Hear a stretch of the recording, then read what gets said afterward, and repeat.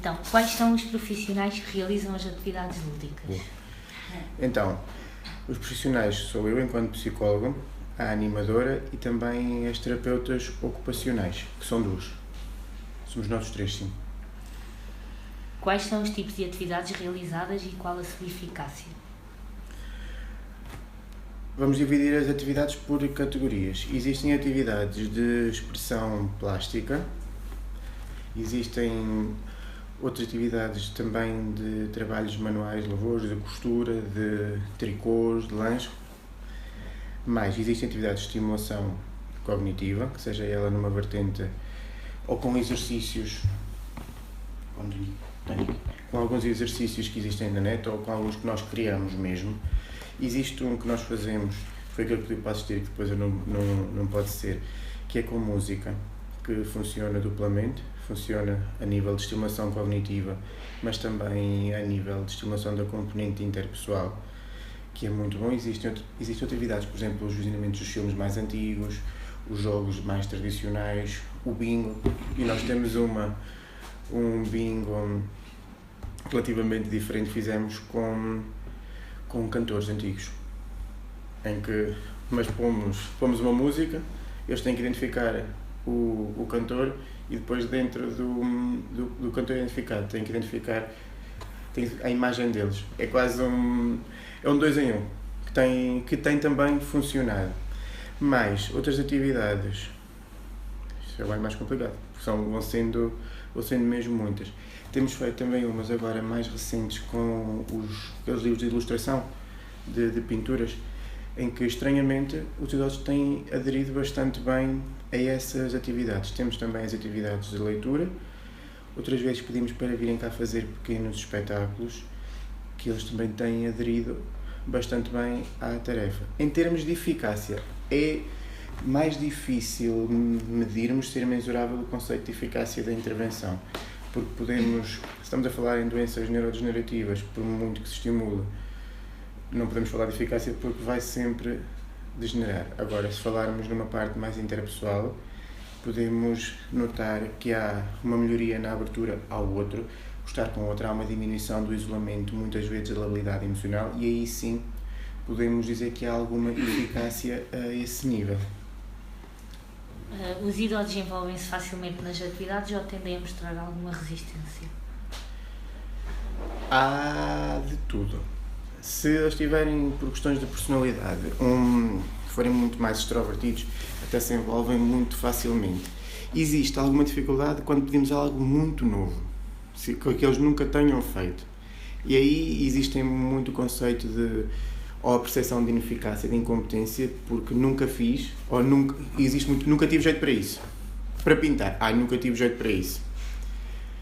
Para ler só mesmo os mais letrados.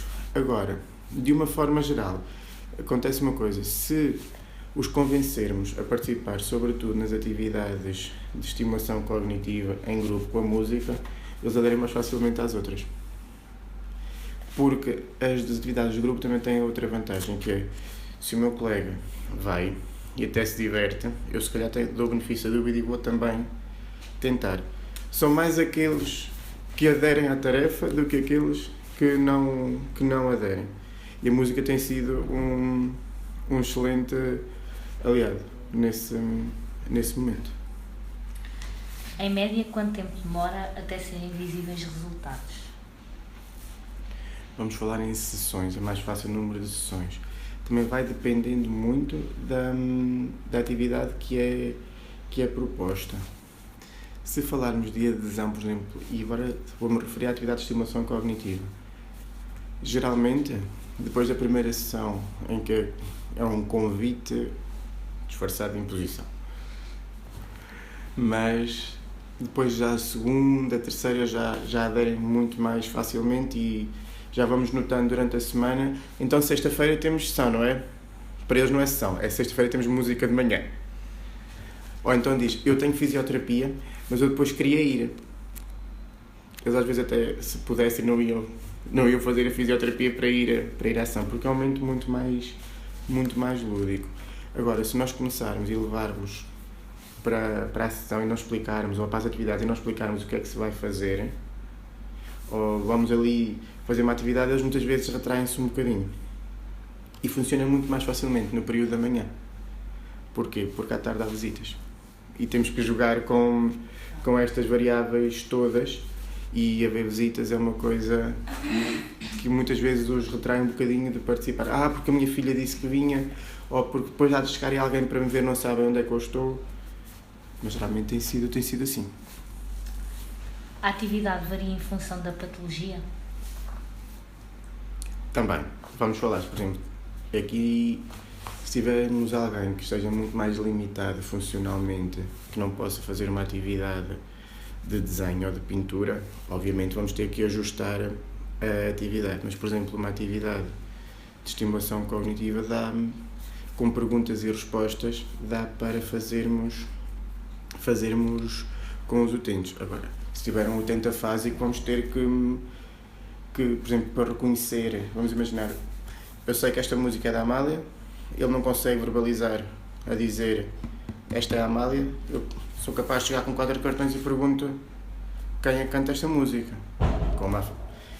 Agora, mas vamos procurando diversificar, também tendo em conta, todos eles têm, não é só a patologia que é diferente, eles são pessoas diferentes, logo também temos que ajustar um bocadinho ao gosto e à personalidade de cada um. Na sua opinião, como deveriam ser promovidas estas atividades lúdicas? Isso é um bocadinho difícil de responder, até porque, vamos falar da realidade da instituição, nós procuramos sempre fazê-las o melhor possível e atendendo aos recursos que temos. Nós temos a vantagem de sempre que possível, e se for preciso alguma coisa que nós solicitarmos, temos sempre pedimos, olha, vamos dar um exemplo, pedimos uma tela para projetar os filmes para ser mais fácil para verem, dos filmes antigos. Vimos uma promoção, dissemos, olha, existe esta tela grande, e tivemos também os meios. Nós também vamos tendo alguns e outras coisas temos nós, por exemplo, alguns têm projetores nossos de casa e também trazemos as nossas coisas e vamos fazendo. É mais complicado responder a isso, porque também depende muito das atividades. Existem utentes, se for no conceito mais de residência assistida, mais lar, que se possam fazer visitas mais culturais, aí era bom termos outro tipo de meios que implicasse podermos deslocar, podemos ir ao teatro, é mais difícil aqui com esta população que temos, não podemos ir ao teatro, não podemos ir aos museus, mas se calhar podemos tentar que se chegue um espetáculo aqui, por mínimo que seja, alguma coisa que eles gostem. Por isso essa pergunta é difícil de responder, porque também tem a ver não só com os utentes, mas também com as idiosincrasias de cada instituição. Se for, por exemplo, para um centro-dia de um meio mais rural, ainda tem se calhar muito menos condições para proporcionar atividades, e se calhar proporcionam atividades lúdicas e até terapêuticas com bastante eficácia. Quais as implicações financeiras destas atividades e quais as consequências para o utente?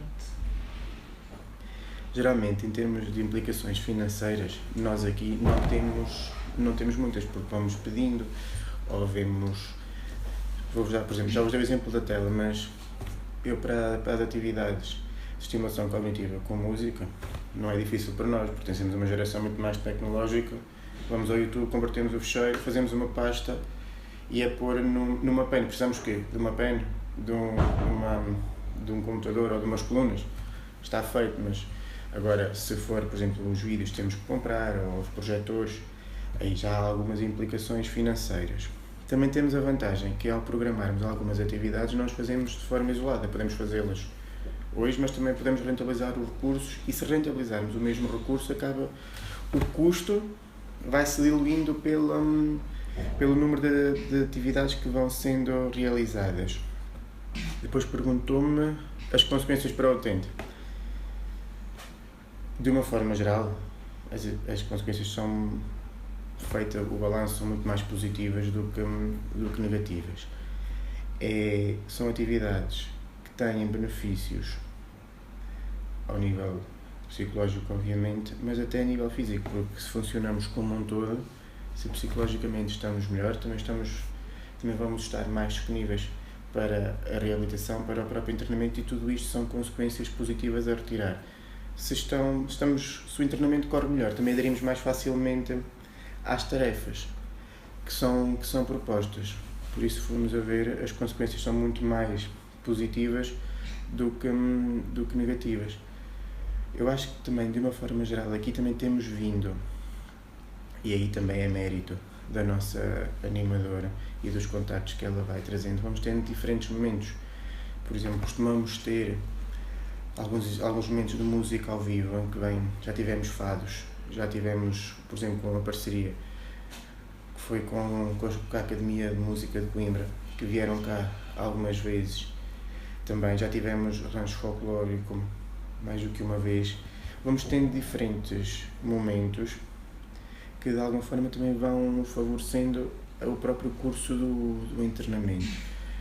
E obviamente não temos grandes custos, porque, ou se tivermos, tem a ver mais com um agrado no final, que é proporcionarmos um lanche às pessoas que nos vêm visitar, e quanto para o utente é muito, muito mais agradável o próprio internamento. Eu costumo dizer, quando eles entram aqui, geralmente não querem ficar, e é complicado, alguns até chegam a vir, a expressão é enganados, que vêm aqui para uma consulta, e os familiares não dizem que vêm para mais um internamento, e depois, quando chega a altura de terem alta, muitos não querem ter alta. Por isso acho que de alguma forma está tudo dito acerca do que é o próprio internamento.